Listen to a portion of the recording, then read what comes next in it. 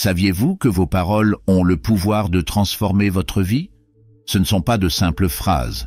Ce que vous dites peut apporter des bénédictions ou générer de grands impacts négatifs. Dans la vidéo d'aujourd'hui, nous explorerons ce que Dieu dit sur le véritable pouvoir de nos paroles et comment les utiliser pour apporter un changement positif, de l'espoir et la vie. Si vous voulez apprendre à utiliser ce don divin pour construire une vie meilleure et avoir un impact sur ceux qui vous entourent, regardez jusqu'à la fin. Quand on pense aux moments difficiles, le sentiment de solitude est souvent la première chose qui nous envahit. Il est courant, face à l'adversité, de se sentir seul dans un désert, sans personne pour nous donner un coup de main ou nous soutenir. Et, dans ces moments-là, le doute et le désespoir peuvent s'infiltrer dans nos cœurs, nous faisant croire qu'il n'y a pas de solution, que la tempête ne passera jamais. Mais je veux que vous compreniez quelque chose de profondément réconfortant et transformateur. Dieu est avec vous, même lorsque tout semble perdu. Il vous accompagne dans chaque défi, dans chaque déchirure et ne vous abandonne à aucun moment. Souvent, dans le tourbillon de la vie quotidienne, nous oublions cette réalité. La présence de Dieu peut sembler lointaine, intangible, surtout lorsque nous sommes submergés de problèmes. Il peut s'agir de la perte d'un être cher, de difficultés financières, de problèmes de santé ou d'une douleur émotionnelle qui semble sans fin. Chacune de ces situations a le pouvoir de nous faire sentir isolés, comme si nous étions seuls face au monde. Cependant, la vérité est que Dieu ne nous laisse jamais seuls dans nos moments les plus difficiles. Ce n'est pas un spectateur distant qui regarde de loin, c'est un Père aimant, présent dans les moindres détails, prêt à nous réconforter, à nous guider et à nous fortifier. Avez-vous déjà réfléchi à ce que signifie avoir Dieu comme compagnon constant? Pensez à une personne que vous aimez beaucoup, quelqu'un qui est toujours à vos côtés, dans les bons comme dans les mauvais moments. Quelqu'un en qui vous pouvez avoir entièrement confiance, car cette personne est là, à vos côtés, quoi qu'il arrive. Imaginez maintenant ce sentiment de sécurité et de confiance multiplié à l'infini.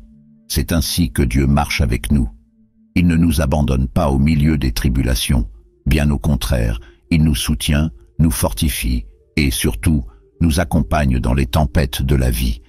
Il est le roc solide sur lequel nous pouvons nous appuyer lorsque tout autour de nous semble s'effondrer. Dans le psaume 23, verset 4, nous trouvons une promesse puissante. « Même si je marche dans la vallée de l'ombre de la mort, je ne craindrai aucun mal, car tu es avec moi. Ton bâton et ton bâton me consolent. » Ce verset nous montre que même au milieu des situations les plus terrifiantes, dans la vallée de l'ombre de la mort, Dieu est avec nous. La présence de Dieu ne nous libère pas automatiquement des difficultés, mais elle nous donne la certitude que nous ne les affronterons pas seuls. Votre présence est notre réconfort et notre force. La présence de Dieu est constante. Il ne se détourne pas de nous lorsque nous commettons des erreurs ou lorsque nous avons des doutes. Même si, dans notre humanité, nous ne parvenons pas à le reconnaître ou à nous détourner, il est toujours là, attendant patiemment que nous revenions à lui. C'est parce que l'amour de Dieu est inconditionnel. Il nous aime si profondément et si parfaitement que même lorsque nous sentons que nous ne le méritons pas, il reste à nos côtés, nous offrant le soutien et la force dont nous avons désespérément besoin. Il est important de comprendre que la présence de Dieu ne dépend pas de notre performance, de notre bon ou de notre perfection. Dieu n'abandonne pas ses enfants et il ne se détourne pas de nous lorsque nous échouons. Au contraire, il est le plus proche de nous précisément dans ces moments de faiblesse et de désespoir. Il est souvent difficile de ressentir cette présence, surtout lorsque l'on est submergé par les soucis et les problèmes du quotidien.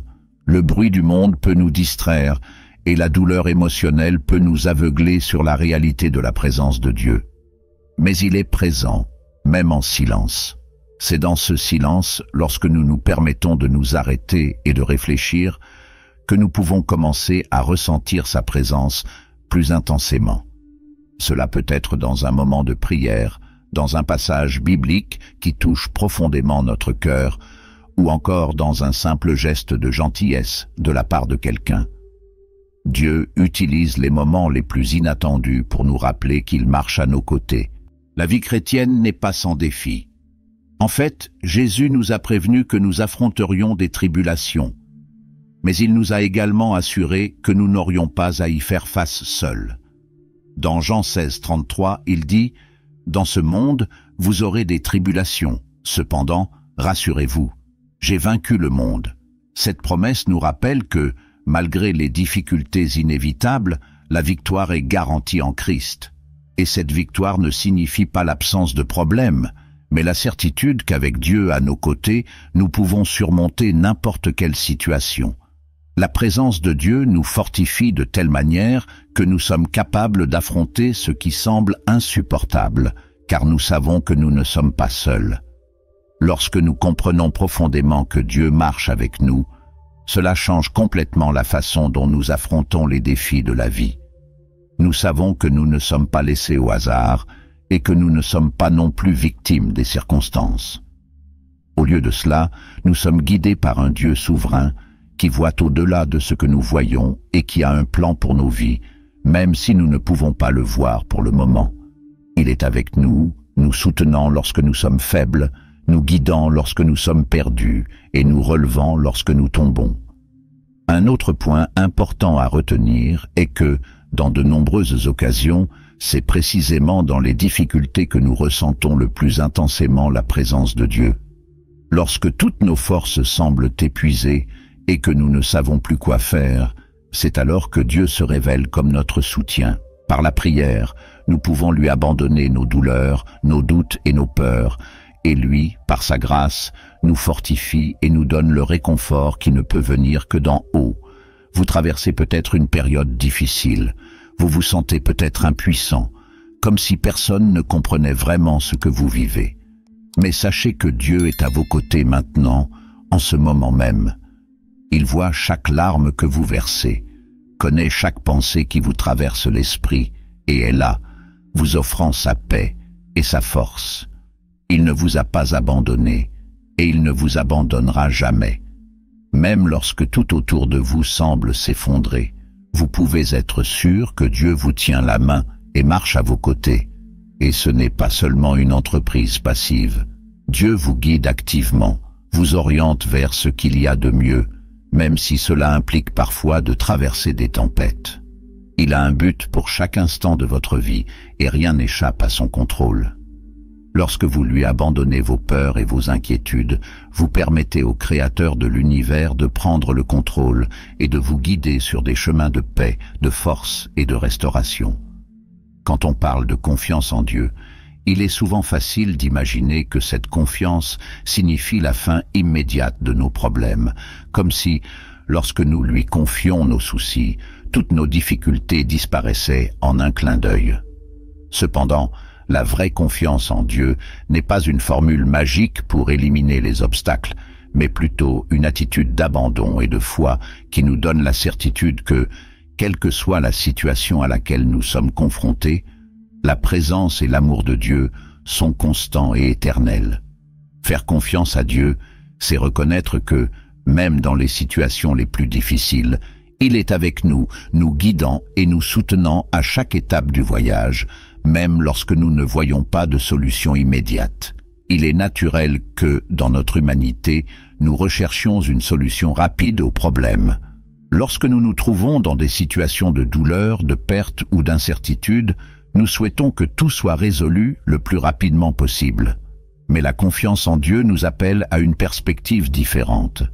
Cela nous invite à abandonner le désir de contrôler les résultats et à placer notre sécurité en Dieu, sachant que même si le problème est toujours présent, sa présence dans nos vies est inébranlable.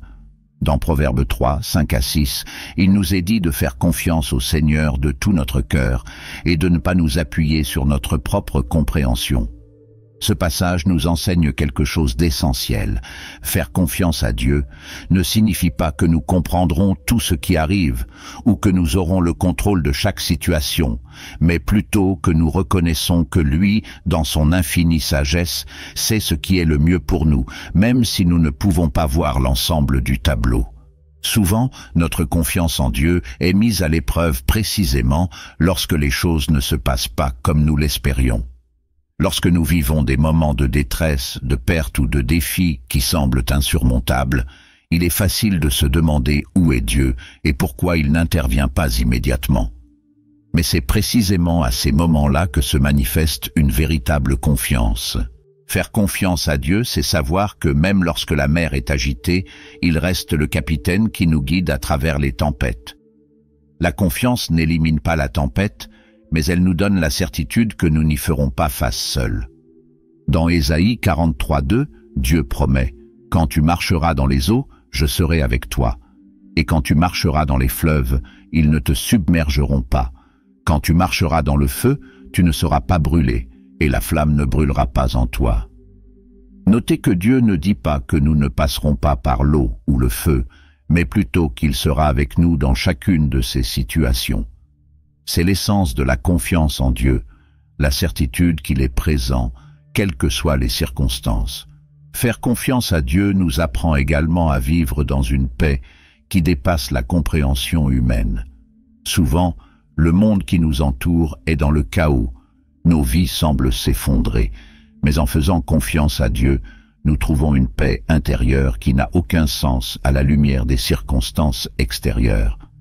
Philippiens 4, 6, 7 nous dit « Ne vous inquiétez de rien, mais en toute chose, présentez vos demandes à Dieu par la prière et la supplication avec action de grâce, et la paix de Dieu, qui surpasse toute intelligence, gardera leur cœur et leurs pensées en Jésus-Christ. » Cette paix, qui dépasse l'entendement, est le fruit direct de la confiance. Cela ne veut pas dire que les problèmes ont été résolus immédiatement, mais plutôt que lorsque nous confions nos soucis à Dieu, nous recevons sa paix en échange de notre anxiété. C'est un échange divin. Nous abandonnons ce qui nous afflige et recevons sa paix et sa présence constante. Faire confiance à Dieu nous met également au défi d'attendre patiemment. Attendre est l'une des choses les plus difficiles pour nous, les êtres humains. Nous voulons des réponses rapides, des solutions immédiates. Cependant, Dieu, dans sa sagesse, nous enseigne qu'attendre fait partie du processus de confiance. Attendre n'est pas un signe d'abandon, mais plutôt une opportunité de croissance spirituelle. Pendant l'attente, Dieu travaille sur notre caractère, façonne notre foi et nous prépare à ce qui est à venir. Isaïe 40, 31 nous rappelle que ceux qui espèrent dans le Seigneur renouvelleront leurs forces, ils monteront avec des ailes comme des aigles, ils courront et ne se fatigueront pas, ils marcheront et ne se lasseront pas. Ce renouvellement de force se produit précisément pendant que nous attendons, alors que nous croyons qu'au bon moment, Dieu apportera la réponse, la solution ou la direction dont nous avons besoin. La vraie confiance, c'est que le timing de Dieu est parfait, même s'il semble lent à nos yeux. Et en faisant confiance à Dieu, nous ne sommes pas appelés à la passivité. Faire confiance ne signifie pas croiser les bras et espérer que tout se résoudra tout seul. La confiance en Dieu nous appelle à faire notre part, à agir selon la direction qu'il nous donne, mais aussi à reconnaître qu'il y a des choses qui échappent à notre contrôle. Lorsque nous faisons ce que nous pouvons et laissons le reste entre les mains de Dieu, nous faisons preuve d'une confiance mûre qui reconnaît nos limites humaines, mais qui fait pleinement confiance à la puissance illimitée de Dieu. Nous voulons souvent tout contrôler autour de nous, mais la véritable confiance est libératrice. Cela nous libère du besoin d'avoir toutes les réponses et nous permet d'avoir la certitude que Dieu s'occupe de chaque détail. L'un des plus grands exemples bibliques de confiance en Dieu est l'histoire de Job, un homme qui, en peu de temps, a tout perdu. Ses biens, sa famille, sa santé. La douleur de Job était immense et il ne comprenait certainement pas la raison de tant de souffrance.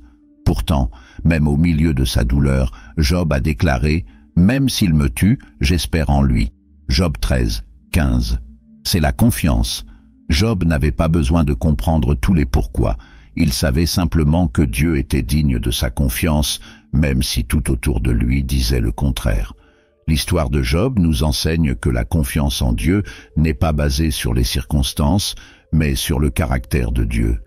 Nous savons qu'il est bon, juste et fidèle, et c'est sur cela que nous fondons notre confiance, et non sur les circonstances temporaires auxquelles nous sommes confrontés. Faire confiance à Dieu, c'est avant tout reconnaître que son amour pour nous est constant et inébranlable. Nous vivons dans un monde plein d'incertitudes. Les choses changent tout le temps, les gens changent, les circonstances changent, même nos émotions changent d'un instant à l'autre. Mais l'amour de Dieu est immuable. Il ne nous aime pas plus ou moins selon ce que nous faisons ou ne faisons pas. Son amour est éternel, et cela nous donne l'assurance que peu importe ce qui arrive dans notre vie, nous pouvons lui faire confiance. Romains 8, 38-39 nous assure que ni la mort, ni la vie, ni les anges, ni les principautés, ni les choses présentes, ni les choses à venir, ni les puissances, ni la hauteur, ni la profondeur, ni aucune autre créature ne pourra se séparer de l'amour de Dieu qui est en Jésus-Christ notre Seigneur. Lorsque nous comprenons la profondeur de cet amour, notre confiance en Dieu grandit. Nous savons qu'il est à nos côtés, qu'il est pour nous, et que rien ne peut nous séparer de sa présence et de ses soins. Lorsque nous parlons de l'importance de la prière et de l'étude des Écritures, nous parlons de quelque chose qui va bien au-delà d'une simple pratique religieuse ou d'une routine spirituelle. Nous parlons de l'essence de notre connexion avec Dieu, de la façon dont nous nourrissons et renforçons notre foi, surtout dans les moments d'adversité. La prière et l'étude de la parole de Dieu sont comme les deux ailes d'un oiseau. Sans l'une d'elles, il est impossible d'atteindre l'équilibre nécessaire pour voler. Et c'est exactement ce que font ces pratiques dans notre vie spirituelle. Elles nous maintiennent ancrés, nous élèvent et nous permettent d'affronter les difficultés avec une foi inébranlable. La prière est avant tout une conversation directe avec Dieu. C'est le canal par lequel nous parlons au Créateur. Partageons nos cœurs, nos luttes, nos espoirs et, plus important encore, c'est le moyen par lequel nous nous connectons à sa présence. La grandeur de la prière ne réside pas dans les mots que nous utilisons, mais dans l'attitude du cœur. Dieu n'est pas impressionné par les discours éloquents ou les formes d'expression élaborées.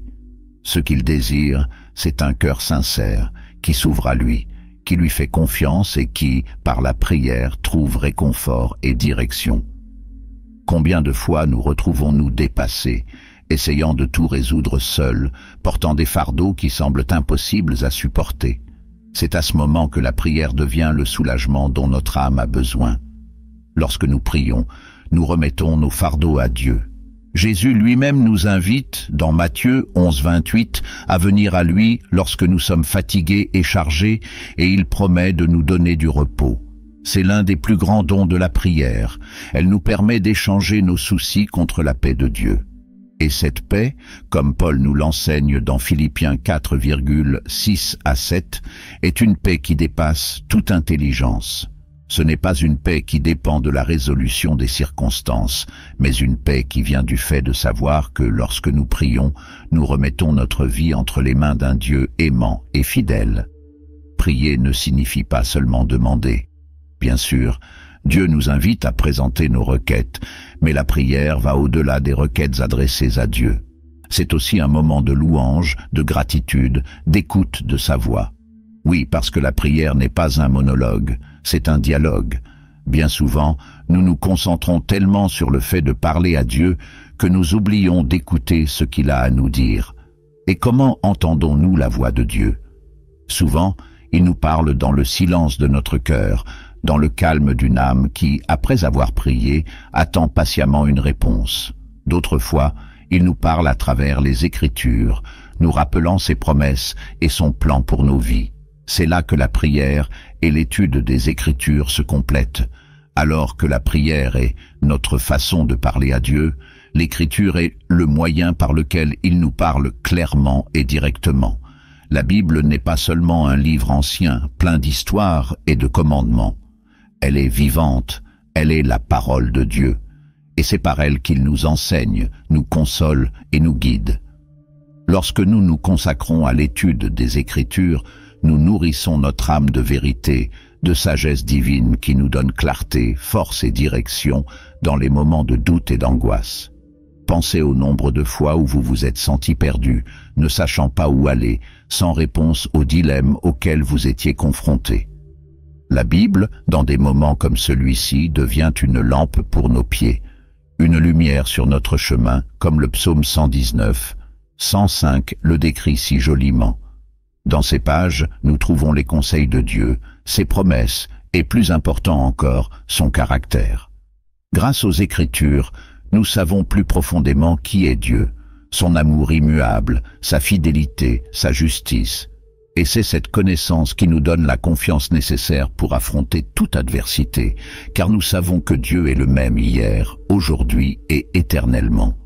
Les circonstances peuvent changer, les gens peuvent échouer, mais Dieu reste le même.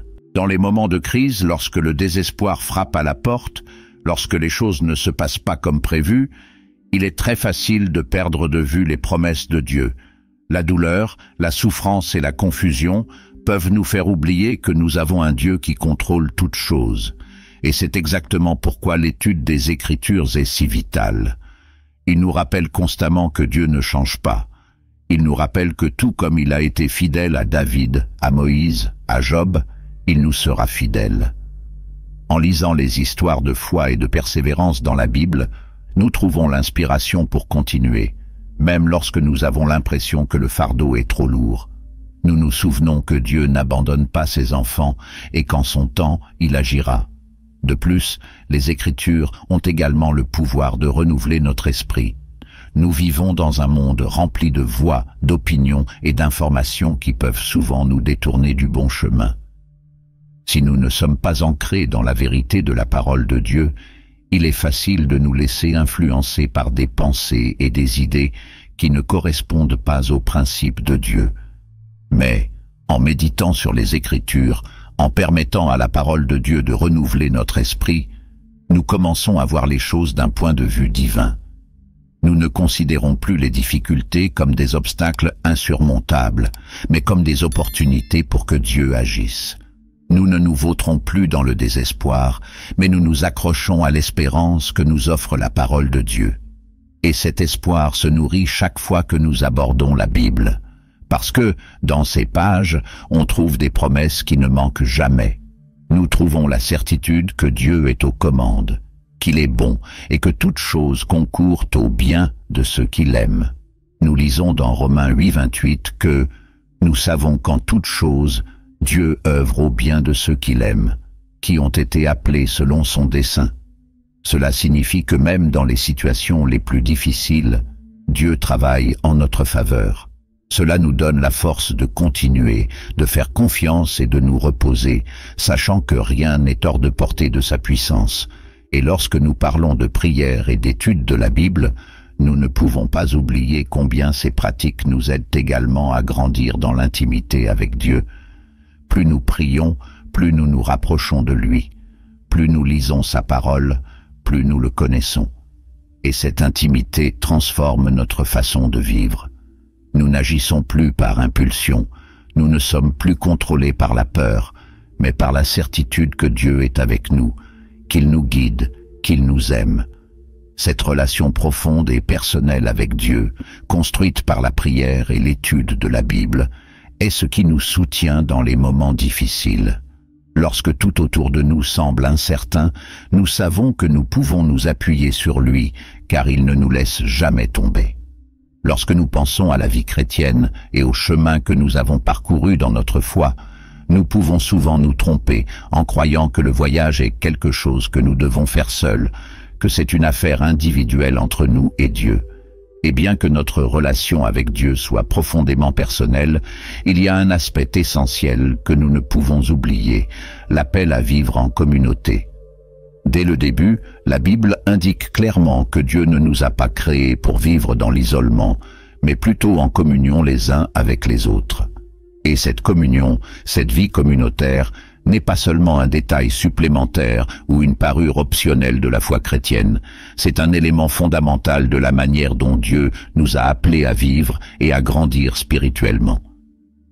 L'importance de la communauté devient évidente lorsque nous comprenons le but pour lequel nous avons été créés. Depuis le livre de la Genèse, Dieu déclare que « il n'est pas bon que l'homme soit seul » Genèse 2,18. Ce principe ne fait pas seulement référence au contexte conjugal, mais aussi au besoin que nous avons de vivre en société, de partager notre vie avec les autres. Nous sommes des êtres relationnels, créés à l'image d'un Dieu qui est également relationnel, et cela se reflète dans notre besoin d'être connectés aux autres, en particulier à ceux qui partagent la même foi et les mêmes valeurs spirituelles. La communauté chrétienne est un lieu où nous trouvons un soutien mutuel, un encouragement et surtout un espace où nous pouvons grandir spirituellement. Lorsque nous sommes parmi d'autres frères et sœurs dans la foi, nous sommes entourés de personnes qui, comme nous, font face à des défis, éprouvent des difficultés et cherchent à se rapprocher de Dieu. Et ce partage de vie et d'expérience est essentiel pour renforcer notre foi. Nous sommes souvent confrontés à des situations dans lesquelles nous nous sentons découragés ou sans direction, et c'est là que la présence de la communauté fait toute la différence. Lorsque nous entendons le témoignage d'une autre personne, lorsque nous réalisons que quelqu'un a déjà vécu ce que nous vivons et l'a surmonté par la grâce de Dieu, notre espérance se renouvelle. La foi d'un frère peut souvent allumer la flamme de notre propre foi, qui était peut-être sur le point de s'éteindre. De plus, vivre en communauté signifie partager nos fardeaux. Nous portons tous, à un moment donné, des fardeaux trop lourds pour être portés seuls, et Dieu, dans sa sagesse, nous a donné la communauté comme forme de soulagement et d'encouragement. Dans Galates 6:2, Paul nous demande de porter les fardeaux les uns des autres, et ce faisant, nous accomplissons la loi du Christ. Cela signifie que nous trouvons dans la communauté l'aide dont nous avons besoin pour affronter les difficultés de la vie. Nous ne devons pas porter seuls nos fardeaux. Lorsque nous partageons nos luttes avec les autres, ils peuvent nous aider par des prières, des conseils ou même des gestes pratiques de soutien. Parfois, un simple acte d'écoute avec empathie suffit à alléger le poids que porte une personne. Dieu nous appelle à nous soutenir les uns les autres, et c'est quelque chose que nous ne pouvons vivre pleinement que lorsque nous faisons partie d'une communauté de foi. De même, Dieu nous appelle à être également des instruments d'aide et d'encouragement envers les autres. La communauté chrétienne n'est pas seulement un lieu pour recevoir, mais aussi pour donner. Nous avons tous, à un moment donné, quelque chose à offrir, que ce soit un mot d'encouragement, une prière ou un simple geste d'attention. Lorsque nous sommes disposés à aider, nous suivons l'exemple du Christ, qui est venu dans le monde non pas pour être servi, mais pour servir. Le fait de se servir les uns les autres nous rapproche de Dieu, car nous mettons en pratique les enseignements qu'il nous a donnés. Jésus nous a montré, à travers son exemple, que l'amour des autres est l'une des manières les plus pures de vivre notre foi, et c'est dans la communauté que nous avons l'occasion d'exercer cet amour de manière tangible et pratique. Un autre point essentiel de la vie en communauté est le renforcement spirituel que nous ressentons lorsque nous sommes ensemble. L'isolement peut être dangereux pour notre foi. Lorsque nous nous éloignons des autres, il est plus facile de se laisser dominer par les doutes, les peurs et le découragement. L'ennemi sait que lorsque nous sommes seuls, nous sommes plus vulnérables. Tout comme un charbon isolé du feu perd bientôt sa flamme, le chrétien qui s'isole court le risque de devenir spirituellement froid. Mais lorsque nous sommes en communion avec les autres, cette flamme reste allumée. Dans la communauté, nous sommes constamment rappelés aux promesses de Dieu. Nous sommes mis au défi de grandir, d'étudier davantage la parole, de prier davantage, de rechercher davantage la présence de Dieu. C'est comme une flamme qui, lorsqu'elle est alimentée par d'autres flammes, devient de plus en plus forte. Vivre avec d'autres croyants nous enseigne également de précieuses leçons sur la patience, le pardon et l'humilité. Nous ne parlons pas d'une communauté parfaite. Là où il y a des gens, il y a des échecs, il y a des erreurs, il y a des frictions. Mais c'est précisément dans cet environnement que nous sommes façonnés à l'image du Christ. En traitant des imperfections des autres, nous apprenons à exercer la même grâce et le même pardon que Dieu exerce sur nous. Vivre en communauté nous met au défi d'aimer comme le Christ aime, de pardonner comme il nous pardonne. Le processus de coexistence nous transforme, car il nous apprend à mettre en pratique l'amour de Dieu, non seulement en parole, mais en action concrète. De plus, la communauté nous donne une meilleure compréhension du corps du Christ. Lorsque nous sommes seuls, il est facile de tomber dans le piège de penser que nos luttes sont uniques, que personne d'autre ne vit ce que nous vivons. Mais lorsque nous nous engageons avec les autres, nous réalisons que nous sommes tous, d'une manière ou d'une autre, confrontés à des batailles. Chacun de nous a ses difficultés, mais nous sommes aussi tous soutenus par la grâce de Dieu. Cela nous donne un sentiment d'appartenance, de savoir que nous faisons partie de quelque chose de plus grand que nous-mêmes. Nous sommes membres d'un corps, comme Paul nous l'enseigne dans 1 Corinthiens 12, et chacun de nous a un rôle important à jouer dans ce corps. L'unité que nous expérimentons en communauté nous rappelle que nous ne sommes pas seuls, que Dieu nous a réunis pour une raison et qu'ensemble, nous sommes plus forts. La communauté nous protège également spirituellement. Comme je l'ai déjà mentionné, l'isolement peut nous affaiblir, mais la communion nous maintient forts. Lorsque nous sommes ensemble, nous sommes plus forts pour résister aux tentations, affronter les difficultés et persévérer dans la foi. La présence d'autres frères et sœurs en Christ nous protège, nous rappelle constamment l'amour de Dieu et nous maintient sur le bon chemin même lorsque la vie semble s'effondrer. Donc, si vous vous sentez seul, découragé ou déconnecté, je vous encourage à rechercher une communauté confessionnelle. Trouvez un groupe de personnes qui marchent avec vous, qui vous renforcent et, ensemble, vous pourrez grandir spirituellement. Dieu nous a donné la communauté comme un cadeau, un moyen de faire l'expérience de son amour de manière tangible à travers le soutien, l'encouragement et la présence de chacun. En communauté, notre foi se renouvelle, notre force se multiplie et notre espérance se renforce, car nous savons qu'ensemble, nous pouvons tout affronter avec Dieu devant nous, qui nous guide et nous soutient. Relever la tête est un acte qui va bien au-delà d'un simple geste physique. Dans le contexte spirituel, c'est un choix, une posture intérieure de courage, de confiance et de foi en Dieu, surtout dans les moments les plus difficiles. Combien de fois, face à des problèmes, sommes-nous tentés de baisser la tête, accablés par le poids du découragement, des inquiétudes ou de la peur? Dans beaucoup de ces moments, le sentiment de défaite et d'impuissance nous donne envie d'abandonner. Mais Dieu, dans sa parole, nous appelle à quelque chose de différent. Il nous invite à relever la tête, à lever les yeux, non seulement comme un acte de résistance, mais comme une affirmation de confiance en sa souveraineté, en ses promesses et dans la certitude qu'il est présent, même dans nos plus grands défis. Relever la tête est donc un geste chargé de signification spirituelle. Cela représente la décision de rejeter le découragement, de ne pas laisser des circonstances difficiles déterminer notre vision de l'avenir. Lorsque nous gardons la tête baissée, nous sommes limités à ce qui nous entoure, plongés dans les problèmes, incapables de voir une issue ou un espoir. Cependant, lorsque nous relevons la tête, nous tournons notre regard vers quelque chose de plus grand, vers Dieu lui-même, qui est au-dessus de toutes les situations. Relever la tête est une façon de nous rappeler que, peu importe les temps difficiles, aussi menaçantes que soient les tempêtes, Dieu est toujours aux commandes et ses promesses restent fermes et vraies. La Bible regorge d'exemples et d'encouragements pour que nous relevions la tête et nous concentrions sur les promesses de Dieu.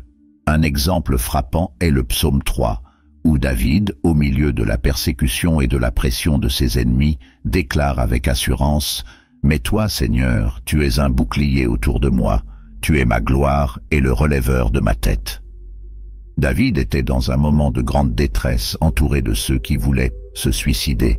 Mais il savait que Dieu était celui qui le soutenait, qui relevait la tête même au milieu du chaos. Ce que nous apprenons ici, c'est que relever la tête n'est pas seulement un geste de confiance personnelle, mais que c'est quelque chose que Dieu nous aide à faire.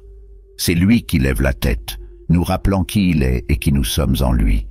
David ne niait pas la gravité de sa situation, mais il affirmait que quoi qu'il arrive, Dieu était avec lui, le protégeant et le guidant. Ce geste de relever la tête est aussi un acte de résistance contre la peur et le découragement. À de nombreux moments de la vie, surtout lorsque les difficultés s'accumulent, on peut sentir que la seule option est de céder, d'abandonner. Le découragement nous dit que cela ne vaut pas la peine de continuer, que le chemin est bloqué, qu'il n'y a aucun espoir en vue. Cependant, relever la tête est un acte de foi qui nous permet de voir au-delà de ce que nos yeux naturels peuvent voir. Lorsque nous levons la tête, nous nous ouvrons à voir la réalité du point de vue de Dieu, où rien n'échappe à son contrôle. Dieu nous appelle à ne pas nous laisser gouverner par les circonstances, mais plutôt à croire qu'il est présent, agissant même lorsque nous ne voyons pas de solution immédiate. Jésus nous encourage également à adopter cette position dans les moments difficiles. Dans Luc 21-28, lorsqu'il parle à ses disciples des temps de grande tribulation, il leur donne une instruction claire. Quand ces choses commenceront à arriver, levez-vous et relevez la tête, car votre rédemption est proche. Dans ce contexte, Jésus ne promet pas une vie sans difficulté ni souffrance. Au contraire, il prévient que des moments d'épreuve viendront. Cependant, au lieu de succomber à la peur ou à l'inquiétude, il nous appelle à relever la tête, à regarder avec confiance vers l'avenir, car la rédemption est proche. Relever la tête ici est un acte de foi qui nous permet d'attendre avec confiance, sachant que Dieu est fidèle et que ses promesses de rédemption, de salut et de restauration sont certaines. La rédemption n'est peut-être pas immédiate, mais elle est garantie, et c'est cette espérance qui nous fortifie. De plus, relever la tête est une manière de renouer avec notre identité en Christ. Les difficultés de la vie nous amènent souvent à remettre en question notre valeur, notre but et même notre foi. Nous pouvons commencer à croire que nous ne sommes pas dignes ou que Dieu nous a oubliés. Cependant, lorsque nous choisissons de lever la tête, nous nous souvenons de qui nous sommes en Christ. Nous sommes fils et filles de Dieu, aimés, choisis et gardés par lui. Notre identité n'est pas basée sur des circonstances temporaires, mais sur l'œuvre éternelle du Christ pour nous. Relever la tête est un geste qui réaffirme cette vérité. Nous ne sommes pas définis par nos échecs, nos peurs ou les adversités auxquelles nous sommes confrontés, mais par l'amour inconditionnel de Dieu qui nous a appelés à la vie éternelle. Cette attitude tête haute nous permet également d'avancer avec confiance, même lorsque le chemin à parcourir semble incertain.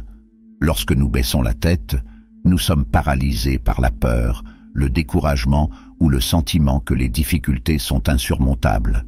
Mais lorsque nous relevons la tête, nous pouvons voir que Dieu est devant nous, ouvrant des chemins, nous guidant vers sa volonté. L'auteur de l'Épître aux Hébreux nous rappelle l'importance de regarder résolument vers Jésus, l'auteur et le consommateur de notre foi.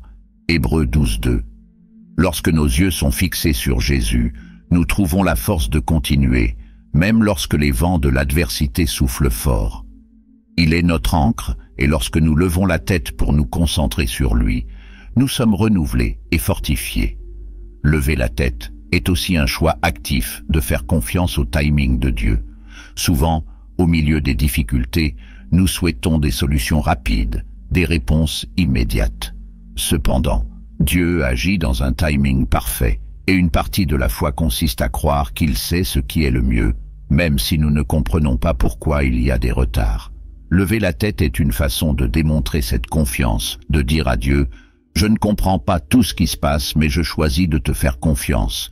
Je sais que tu travailles, même si je ne le vois pas. » Cette confiance nous permet de nous reposer sur les promesses de Dieu, sachant qu'au moment opportun, il apportera la rédemption et la réponse dont nous avons besoin. Par conséquent, relever la tête n'est pas seulement une réaction à des moments de soulagement, mais c'est avant tout une décision de foi que nous prenons même lorsque le soulagement n'est pas encore arrivé. C'est une attitude qui nous relie directement à l'espérance en Christ, à la certitude qu'il est toujours aux commandes. Lorsque nous levons la tête, nous nous positionnons pour vivre selon une perspective divine, une perspective qui regarde au-delà du présent immédiat et qui est fondée sur les promesses éternelles de Dieu. C'est une posture qui nous permet de marcher avec confiance, non pas parce que nous avons toutes les réponses, mais parce que nous savons que Dieu les a, et c'est plus que suffisant. Alors, face aux défis de la vie, puissions-nous toujours nous rappeler de lever la tête, non pas parce que nous ignorons nos difficultés ou prétendons qu'elles n'existent pas, mais parce que nous choisissons de regarder au-delà d'elles. Nous choisissons de nous concentrer sur la souveraineté de Dieu, ses promesses et l'assurance qu'il est avec nous à chaque étape du chemin. Relever la tête est un acte de courage, de foi et d'espérance, une espérance qui ne faillit jamais, car elle est enracinée en Dieu, notre aide toujours présente, notre refuge et notre rédemption. Lorsqu'on parle de perspective en période d'adversité, notamment face à des pertes importantes ou lorsque le découragement semble prendre le dessus, il est naturel de se sentir étouffé par le poids de la situation. Les émotions peuvent être accablantes et nous avons souvent l'impression d'être coincés dans un tunnel sombre, incapables de voir la lumière au bout. Dans ces moments-là, la douleur et la confusion peuvent nous amener à tout remettre en question, depuis nos propres forces jusqu'au plan que Dieu a pour nous. Mais c'est précisément dans ces moments-là que l'Écriture devient une source incomparable de réconfort, offrant non seulement du réconfort mais aussi une nouvelle façon de voir notre situation. Ce que nous devons comprendre, c'est que la perspective fait toute la différence. Lorsque nous sommes au milieu de difficultés, notre tendance humaine est de regarder le problème, de nous concentrer sur ce qui ne va pas ou sur ce que nous avons perdu, et cela peut nous consumer. Cependant, la Bible nous invite à adopter un point de vue différent, un point de vue qui place Dieu au centre de tout, même lorsque la douleur est grande. Dans le psaume 46, 1, nous lisons que « Dieu est notre refuge et notre force, une aide très présente dans la difficulté ». Cette vérité nous rappelle quelque chose de fondamental. Dieu n'est pas distant ou inconscient de nos souffrances. Au contraire, il est notre refuge dans les moments difficiles, l'endroit sûr vers lequel nous pouvons fuir lorsque tout autour de nous semble s'effondrer. Non seulement il voit notre douleur, mais il nous accompagne à travers celle-ci, nous renforçant d'une manière dont nous ne nous rendons pas toujours compte tout de suite. Une partie du changement de perspective face à l'adversité consiste à se rappeler qui est Dieu. Il est souverain, il est amour et il est fidèle. Ces vérités ne changent pas, même lorsque les circonstances qui nous entourent semblent chaotiques. Parfois, au milieu de la douleur, nous pouvons commencer à sentir que Dieu est absent ou qu'il nous a abandonnés. Mais la Bible nous assure constamment qu'il est présent. Psaume 34, 18 nous le rappelle. « L'Éternel est proche de ceux qui ont le cœur brisé, et il sauve ceux qui ont le cœur brisé. » Cela signifie que dans les moments les plus douloureux de la vie, lorsque nos cœurs sont brisés, Dieu est plus proche de nous que jamais. Il n'ignore ni nos larmes, ni nos souffrances. Il se soucie profondément de ce à quoi nous sommes confrontés et est là, nous soutenant à chaque étape du chemin, même lorsque nous ne pouvons pas le ressentir concrètement. Et voici un autre point important. Les Écritures nous enseignent que, même dans les moments de plus grande adversité, il y a un plus grand but dans tout ce que nous vivons. Nous savons que cela peut être difficile à accepter, surtout lorsque la douleur semble injuste ou incompréhensible. Cependant, dans Romains 8, 28, il nous est rappelé que toutes choses concourent au bien de ceux qui aiment Dieu, de ceux qui sont appelés selon son dessein. Cette promesse ne signifie pas que tout ce qui se passe dans notre vie sera facile ou indolore, mais elle nous donne l'assurance que, d'une manière ou d'une autre, Dieu orchestre tout dans un but plus grand, même si nous ne pouvons pas le voir maintenant. Parfois, ce n'est que lorsque nous regardons en arrière après avoir traversé une période difficile que nous commençons à comprendre comment Dieu a travaillé tranquillement, façonnant notre caractère, renforçant notre foi et nous préparant à quelque chose de plus grand. Cette perspective ne minimise pas la souffrance, mais elle transforme la façon dont nous y réagissons. Lorsque nous savons que Dieu est aux commandes, qu'il a un but pour chaque situation et qu'il est notre refuge, nous sommes capables d'affronter l'adversité avec une force renouvelée. Cela ne veut pas dire que nous ne ressentirons pas de tristesse ou de douleur. Ces sentiments sont normaux et font partie de notre humanité. Mais cela signifie qu'au milieu de la tristesse, nous pouvons trouver un fondement solide en Dieu. Nous pouvons pleurer, nous sentir faibles, mais nous ne sommes jamais sans espoir. L'espérance que nous avons en Dieu est une ancre pour l'âme, Hébreux 6,19, quelque chose qui nous maintient fermes lorsque les vents de l'adversité tentent de nous renverser. De plus, les Écritures nous enseignent que les périodes d'adversité sont des opportunités de croissance spirituelle. Dans Jacques 1:2-4, nous sommes mis au défi de considérer comme toute la joie lorsque vous rencontrez diverses épreuves, sachant que l'épreuve de votre foi produit la persévérance. Or, la persévérance doit avoir une action complète, afin que vous soyez parfait et complet, sans il ne manque rien. Ce passage est puissant, car il nous montre que même si les épreuves sont douloureuses, elles ont un but profond, nous faire grandir, nous faire mûrir, nous façonner à l'image du Christ. La persévérance que nous développons à travers les difficultés nous prépare à faire face à des défis encore plus grands et nous rapproche de Dieu d'une manière dont nous ne pourrions pas faire l'expérience en temps de paix. Et c'est ce que Dieu fait. Il transforme les difficultés, les pertes, le découragement, et même ce qui semble être une destruction en quelque chose de beau et de significatif. Ésaïe 61:3 raconte comment Dieu donne une couronne de beauté au lieu de cendre, une huile de joie au lieu de deuil, et un vêtement de louange au lieu d'un esprit de lourdeur. Il se spécialise dans la rédemption, dans la transformation de ce qui semble être la fin en un nouveau départ. Vous ne pourrez peut-être pas voir comment cela est possible pour le moment, mais Dieu voit la situation dans son ensemble. Il voit ce qui se trouve au-delà de notre douleur et de notre découragement, et il œuvre pour nous amener vers un lieu de restauration et de guérison. Ce changement de perspective, consistant à voir Dieu comme notre refuge et à croire qu'il contrôle, n'élimine pas automatiquement l'adversité, mais il change la façon dont nous y faisons face.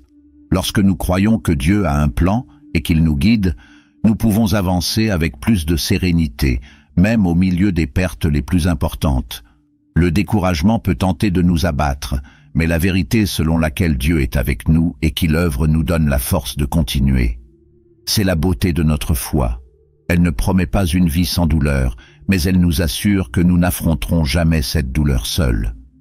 Alors, quand l'adversité survient, et inévitablement, elle surviendra à un moment donné de la vie, rappelez-vous que vous avez un Dieu qui est votre refuge, qui ne vous quitte jamais, qui est à vos côtés dans chaque moment de douleur. Il est non seulement présent, mais il est actif, utilisant chaque situation pour accomplir un objectif plus important dans votre vie. C'est un voyage de confiance qui consiste à apprendre à voir au-delà des circonstances immédiates et à croire que Dieu vous conduit vers un lieu de paix, de croissance et éventuellement de restauration complète. Faites-lui confiance. Même lorsque tout semble s'effondrer, Dieu reste un fondement inébranlable. Il est avec vous à travers la tempête, vous offrant réconfort, force et une nouvelle perspective.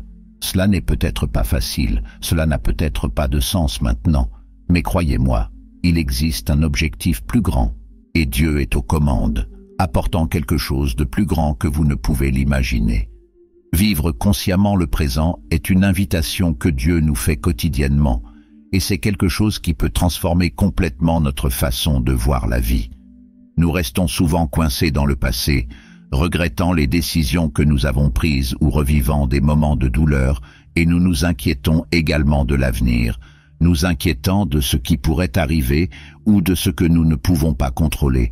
Mais Dieu, dans sa sagesse, nous appelle à nous concentrer sur le présent, à vivre aujourd'hui pleinement, avec gratitude et avec la certitude qu'il est présent à chaque instant, en prenant soin de chaque détail. La vie que Dieu nous donne se vit au jour le jour. Jésus lui-même nous l'a rappelé dans Matthieu 6,34 lorsqu'il dit « Ne vous inquiétez donc pas pour demain, car demain apportera ses propres soucis. Chaque jour suffit à son propre mal. » Cette phrase est si puissante car elle nous enseigne que, même si nous avons tendance à anticiper et à projeter nos peurs dans le futur, Dieu nous demande de lui faire confiance ici et maintenant. Vivre dans le présent ne signifie pas ignorer ce qui est à venir, mais plutôt avoir confiance que Dieu contrôle tous les aspects de notre vie et qu'au moment opportun, il prendra soin de demain. Ce qu'il attend de nous, c'est que nous nous concentrions sur le présent, sur ce qui nous attend aujourd'hui, et que nous vivions avec pleine attention et gratitude. Et que signifie vivre consciemment dans le présent? Cela signifie être pleinement présent dans l'instant présent, reconnaître que Dieu est avec nous dans chaque souffle, dans chaque battement de notre cœur, dans chaque détail de notre vie. Nous passons souvent nos journées automatiquement à nous inquiéter de ce qu'il nous reste à faire ou à essayer de corriger ce qui s'est déjà produit, et nous manquons l'occasion de découvrir la beauté du moment présent. Le présent est le seul moment dans lequel nous pouvons vraiment vivre, et c'est à ce moment-là que Dieu agit. Lorsque nous nous concentrons sur le présent, nous commençons à remarquer la présence de Dieu dans des choses simples, un lever de soleil, une douce brise, un sourire, un mot d'encouragement. Chaque détail de notre vie est une opportunité de voir la main de Dieu et d'en être reconnaissant. La gratitude, en fait, est un aspect central de la vie consciente du présent. Lorsque nous développons un cœur reconnaissant, notre perspective change complètement. Nous commençons à considérer la vie comme un cadeau, même au milieu des difficultés. La Bible nous encourage, dans les 1 Thessaloniciens 5:18, à rendre grâce en toutes circonstances, car telle est la volonté de Dieu pour vous en Jésus-Christ. Cela ne signifie pas que nous devons ignorer la douleur ou prétendre que tout va toujours bien, mais plutôt que nous pouvons trouver des raisons d'être reconnaissants, même dans les situations les plus difficiles. La gratitude nous maintient ancrés dans le présent car elle nous apprend à valoriser ce que nous avons maintenant, plutôt que de nous concentrer sur ce qui nous manque ou sur ce qui pourrait mal tourner à l'avenir. Pratiquer la gratitude nous aide également à développer une attitude de contentement. Dans Philippiens 4, 11-12, Paul nous en donne un exemple clair lorsqu'il dit qu'il a appris à se contenter de toutes les circonstances, que ce soit dans l'abondance ou dans la pénurie. Le contentement vient du fait d'avoir confiance que Dieu répond à nos besoins aujourd'hui, dans le présent, et qu'il sait ce qui est le mieux pour nous. Lorsque nous vivons avec ce type de confiance, le présent cesse d'être un lieu d'inquiétude et d'anxiété pour devenir un espace de paix et de satisfaction. Nous pouvons respirer profondément et nous reposer sur le fait que Dieu est avec nous, prenant soin de chaque détail. Une partie de la vie consciente dans le présent consiste également à pratiquer la pleine conscience. Cela signifie vraiment prêter attention à ce que nous faisons, à ce qui se passe autour de nous et surtout à la présence de Dieu dans chaque situation. Nous vivons souvent distraits, inquiets de ce qui reste à faire et oublions d'apprécier le moment que nous vivons actuellement. Dieu veut que nous ayons cette conscience de sa présence en toutes choses. Lorsque nous nous asseyons pour prier, il est là. Lorsque nous sommes avec nos proches, il est présent. Lorsque nous accomplissons des tâches simples du quotidien, il nous accompagne. Il n'y a jamais un moment où Dieu n'est pas avec nous, mais nous devons ouvrir notre cœur et notre esprit pour en prendre conscience. Vivre consciemment dans le présent nous aide également à mieux gérer le stress et l'anxiété. Lorsque nous sommes constamment concentrés sur l'avenir ou coincés dans le passé, notre esprit est submergé et nous perdons la capacité d'apprécier le moment présent. Mais lorsque nous portons notre attention sur le présent, nous trouvons le repos. Jésus nous invite à nous décharger de nos soucis, Matthieu 11, 28-30, et cela commence par la décision de cesser de porter le poids de l'avenir et des préoccupations non résolues du passé. Lorsque nous lui remettons nos angoisses, nous pouvons vivre le présent avec un cœur plus léger, sachant qu'il s'occupe de tout. Une autre chose importante dans le fait de vivre consciemment le présent est que cela nous permet d'être plus disponibles pour entendre la voix de Dieu. Bien souvent, nous sommes tellement occupés à courir partout, à penser à la suite, que nous ne parvenons pas à entendre ce que Dieu essaie de nous dire en ce moment. Mais lorsque nous ralentissons, lorsque nous respirons profondément et que nous nous présentons devant Dieu avec un cœur ouvert, il parle. Cela peut être à travers un passage de l'Écriture que nous lisons, à travers une prière, ou même à travers un moment de calme au cours duquel nous percevons sa présence de manière plus profonde. Dieu parle toujours, mais nous sommes souvent trop distraits pour écouter. Lorsque nous choisissons de vivre le présent en pleine conscience, nous créons un espace où Dieu peut parler et où nous pouvons nous connecter plus intimement avec lui. Et enfin, vivre consciemment le présent est un acte de foi. C'est avoir confiance que Dieu est avec vous maintenant, à ce moment précis. C'est croire qu'il travaille même dans les petites choses, même dans les détails qui semblent parfois insignifiants. La vie avec Dieu n'est pas seulement faite de grands moments de révélation ou de miracles extraordinaires. Elle est constituée principalement de petits moments quotidiens, d'une marche continue en sa présence. Et lorsque nous vivons le présent avec attention, nous pouvons voir à quel point il agit dans les moindres détails. Par conséquent, je vous encourage à vivre consciemment le présent. Faites attention à la présence de Dieu autour de vous, que ce soit dans les petites bénédictions ou dans les moments difficiles. Cultivez un cœur reconnaissant, car la gratitude transforme notre façon de voir la vie. Confiez vos soucis futurs à Dieu et ayez confiance qu'il s'occupe de tout au moment idéal. Et surtout, soyez présents. Soyez pleinement présents à Dieu, aux gens qui vous entourent et à ce qu'il fait dans votre vie aujourd'hui. Lorsque nous vivons le présent de cette manière, nous expérimentons une paix qui transcende la compréhension et un contentement qui ne peut venir que de la connaissance que Dieu existe dans les moindres détails. Il est avec vous maintenant, et c'est une raison suffisante pour vivre avec gratitude, espoir et pleine conscience. Les mots que nous utilisons ont un pouvoir immense. Ils peuvent construire ou détruire, soulever ou démolir. Souvent, nous n'accordons pas l'importance voulue à ce que nous disons, mais la vérité est que nos paroles ont un impact, à la fois sur notre vie et sur celle de ceux qui nous entourent. La Bible nous enseigne, dans Proverbe 18-21, que « la mort et la vie sont au pouvoir de la langue, et celui qui l'aime en mangera le fruit ». Cela signifie que ce que nous disons a le pouvoir de générer la vie ou la mort, à la fois spirituelle et émotionnelle. Et c'est une grande responsabilité que nous devons prendre au sérieux.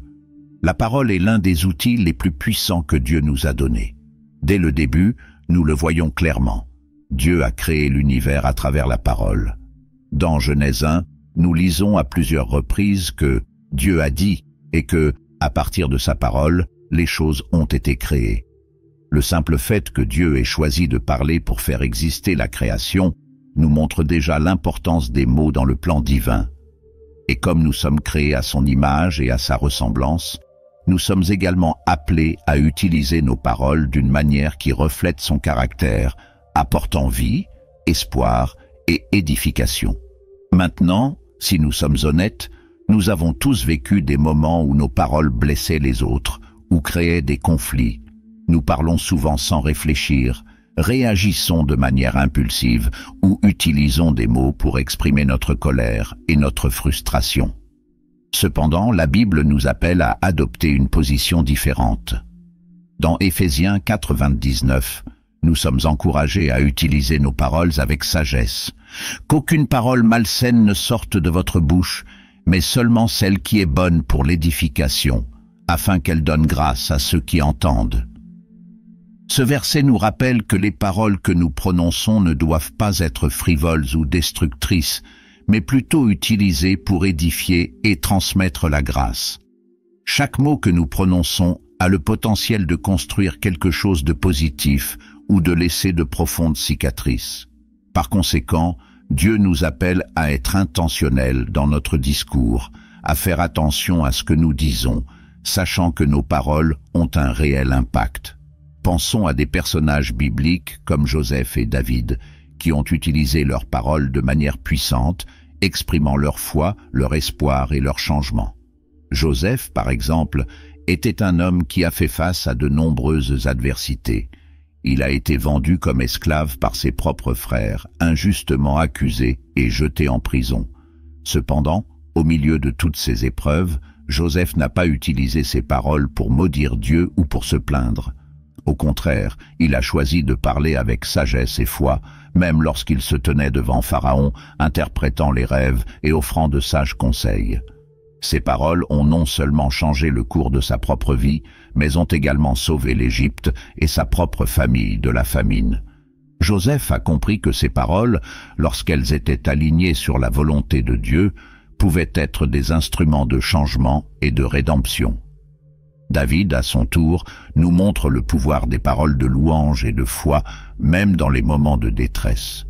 Lorsque David a fait face à des moments d'angoisse, de persécution et de difficulté, il n'a pas cédé au désespoir avec ses paroles.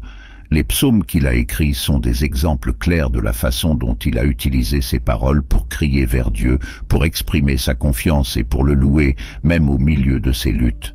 Il savait que les mots avaient le pouvoir de renforcer sa propre foi et de se rappeler les promesses de Dieu. Dans le psaume 34, il déclare « Je bénirai l'Éternel en tout temps, sa louange sera continuellement dans ma bouche ». Même dans les situations les plus sombres, David a choisi d'utiliser ses paroles pour louer Dieu, ce qui non seulement l'a soutenu spirituellement, mais a également édifié ceux qui l'entouraient. Ces exemples bibliques nous montrent que l'utilisation des mots n'est pas quelque chose de trivial, mais un outil qui peut être utilisé à la fois pour manifester la gloire de Dieu et pour promouvoir le changement en nous-mêmes et chez les autres.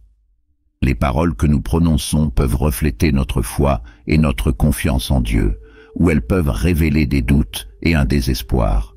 Lorsque nous utilisons nos paroles pour exprimer notre foi, pour encourager et édifier les autres, nous ne bénissons pas seulement ceux qui nous entourent, mais nous créons également un environnement dans lequel la grâce de Dieu peut agir.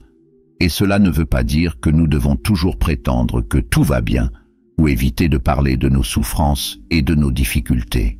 Joseph et David, dans leurs moments d'adversité, ont également exprimé leur angoisse et leurs difficultés, mais ils l'ont fait d'une manière qui démontrait leur confiance en Dieu, même au milieu des tribulations.